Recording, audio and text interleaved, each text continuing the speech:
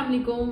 आज की इस वीडियो में हम बात करेंगे ऑटिज़म पे और जानेंगे कि इसकी ऐसी क्या साइन एंड सिम्टम्स हैं जिनको देख के हमें पेरेंट्स को स्पेशली थोड़ा सा अलार्मिंग होना चाहिए और अपने बच्चे को उसके इलाज या उसके डायग्नोसिस की तरफ लेके जाना चाहिए। अगर तो आपको मेरी वीडियोस पसंद आती हैं तो please subscribe to my channel and like my videos. आइए चलते हैं अपनी वीडियो की तरफ। सबसे पहले हम जानेंगे कि ऐसी क्या क्या साइन एंड सिम्टम्स हैं जो कि ऑटिज़म वाले बच्चों में हो सकती हैं।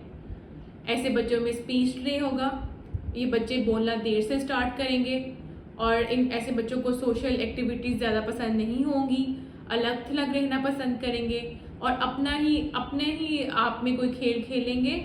ऐसे बच्चे जो हैं अगर उनका नाम लिया जाए तो भी वो अच्छी तरह रिस्पॉन्ड नहीं करते, खुद ही खेलना पसंद करते हैं, अलग थलग रहना पसंद करते हैं, एक ही तरह की एक्टिविटीज़ करते हैं, एक ही तरह के खेल खेलना पसंद करते हैं। इनको अपनी लाइफ में कोई चेंज खास तौर पे ज़्यादा पसंद नहीं है, इनकी एक ही तरह की रूटीन होती है। अगर इनकी रूटीन चेंज किया जाए तो इनको बिल्कुल अच्छा महसूस नहीं होता। ये लोग शोर वगैरह में या ज़्यादा लोगों में बहुत ज़्यादा डिस्टर्ब हो जाते हैं, ये ज़्यादा कभी कभार शोर वगैरह और इस तरह की चीज़ों में रहना पसंद भी करते हैं। इनका अपना एक लिमिटेड सर्कल होता है, बहुत ज़्यादा सोशल गैदरिंग्स को अवॉइड करते हैं। और दूसरा, ये बच्चे जो हैं सही से आई कांटेक्ट नहीं करते। अगर इनकी तरफ सही से देखा जाए तो उस तरह से सही से आपके साथ आई कांटेक्ट नहीं करेंगे। इनका एक ही तरह का रेपिटेटिव बिहेवियर होगा, एक ही तरह की मूवमेंट्स करेंगे, यानी क्लैपिंग करेंगे, अपने कानों के पीछे हाथ लगाएंगे। इनका एक ही तरह की कुछ रेपिटेटिव मूवमेंट्स या कुछ इस तरह के बिहेवियर्स हो सकते हैं।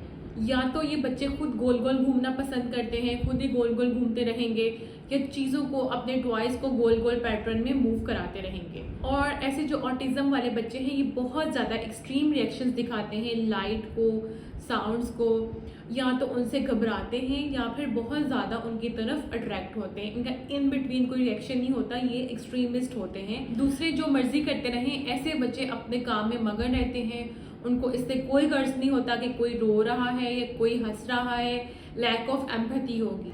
और दूसरा कि ये ऐसे बच्चे जो हैं चीज़ों की तरफ पॉइंट नहीं कर पाते, इशारा नहीं कर पाते कि ये लाइट है, ये पंखा है या फिर ये जो भी चीज़ है, ये टीवी है, वो ऑब्जेक्ट्स की तरफ पॉइंट नहीं कर पाएंगे।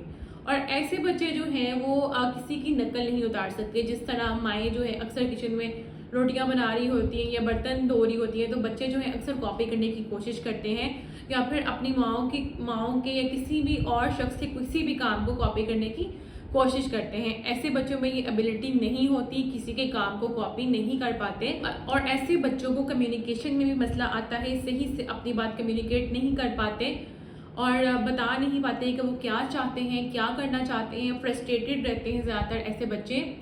इस पे बहुत ज़्यादा रिसर्च चल रही है, इसकी कोई ख़ास वजह अभी तक सामने नहीं आई। रिसर्चेस हो रही हैं, कुछ रिसर्चेस ये शो करती हैं कि कुछ जेनेटिक मसला हो सकता है, जीन्स के लेवल पे कोई म्यूटेशंस हो सकती हैं या फिर कुछ इन्वायरमेंटल फैक्टर्स भी इसमें कंट्रीब्यूट कर सकते हैं।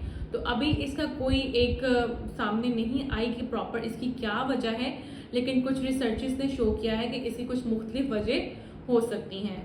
अगर तो ये तमाम इलामात आपके बच्चे में आ रही हैं तो अब हमने करना क्या है, किसके पास जाना है, इसका इलाज कैसे मुमकिन है और क्या ये बच्चे स्कूल जाने के काबिल हो जाते हैं या बाद में स्कूल जाना स्टार्ट कर देते हैं।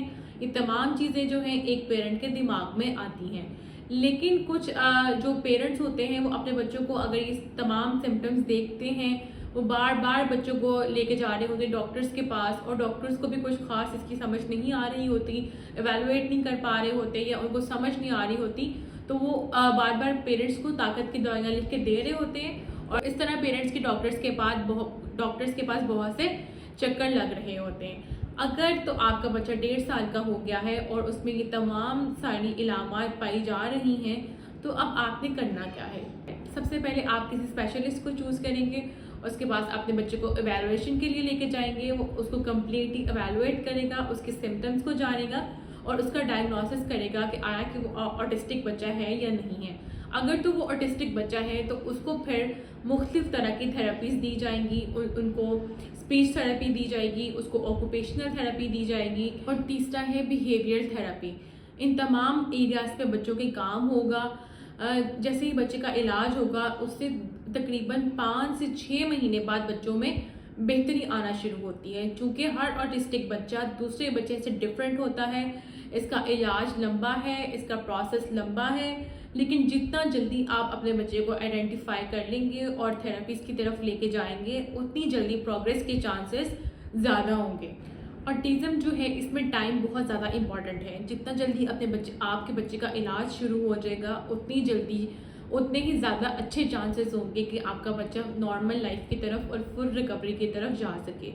मैंने बहुत से लोगों को देखा है जो कि बहुत अरसा वेट करते हैं कि उनके बच्चे शायद नॉर्मल लाइफ में आ जाए, तो वो अपने बच्चे की एवेलुएशन ही नहीं कराते, तो उनमें रिकवरी के चांसेस भी लेट हो जाते हैं।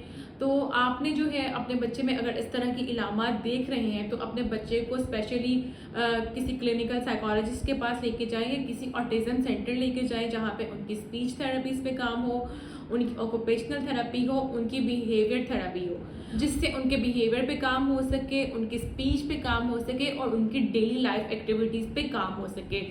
याद रखेंगे अभी तक ऑटिज़म का इलाज किसी भी दवाई या किसी भी सिरप से मुमकिन नहीं है। इसका इलाज सिर्फ और सिर्फ थेरेपीज पे है। अगर आप जल्दी स्टार्ट कर देंगे तो इंशाल्लाह आपका बच्चा जो है वो क्योर नॉर्मल लाइफ में आ भी सकता है और वो बेहतर हो सकता है, अपनी लाइफ की एक्टिविटीज़ को दोबारा स्टार्ट कर सकता है। लेकिन अगर किसी बच्चों में सिवियर ऑटिज़म पाई जाए तो उन बच्चों में डिपेंडेंसी रहती है, वो अपने काम या अपनी लाइफ उस तरह इंडिपेंडेंट होके नहीं गुजार सकते। लेकिन आपने अगर कोई इस तरह के सिम्टम है तो आपने कोशिश करनी ही है कि जल्द से जल्द उन बच्चों की थेरेपी स्टार्ट हो जाए। आपने मायूस नहीं होना। अगर तो आपको मेरी वीडियो पसंद आई है तो please subscribe to my channel and like my videos. मिलते हैं किसी ऐसी ही और अच्छी मालूमाती वीडियो के साथ। अपना बहुत ख्याल रखिएगा। अल्लाह हाफिज़।